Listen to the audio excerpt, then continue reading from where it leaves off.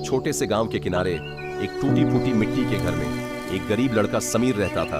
उसके पास न खिलौने थे, न आरामदायक बिस्तर, न भरपेट खाना, लेकिन उसके पास था एक छोटा साथी, एक नन्हा सा बिल्ली का बच्चा जो हमेशा उसके साथ रहता था। कुछ रातें घर में सिर्फ एक रोटी होती थी। समीर चुपचाप बैठता और उसे दो हिस्सों में तोड़ देता, एक हिस्सा खुद के लिए और एक हिस्सा अपने नन्हे दोस्त के लिए, क्योंकि भले ही भूख लगी हो पर वह कभी अकेला नहीं खाता था। एक शाम बारिश इतनी तेज थी कि घर की छत से पानी टपक रहा था। समीर खाली हाथ घर लौटा, न रोटी न चावल, कुछ भी नहीं। उसकी माँ बीमार थी और घर और भी ठंडा लग रहा था। बिल्ली का बच्चा दरवाजे पर इंतजार कर रहा था, मानो वह सब कुछ समझ रहा हो। उस रात दोनों भूखे सोए।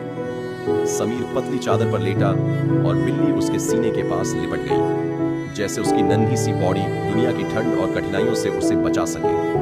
खाना नहीं था, लेकिन प्यार और गर्मजोशी थी।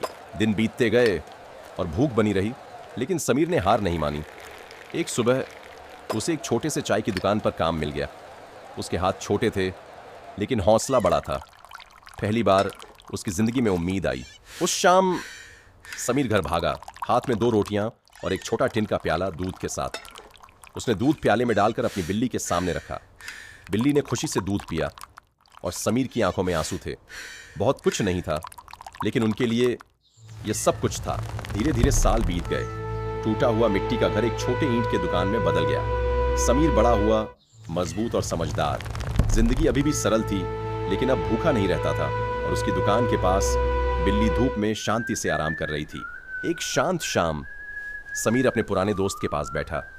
धीरे से उसका सिर सहलाते हुए बोला, तुम मेरे साथ थे जब मेरे पास कुछ भी नहीं था।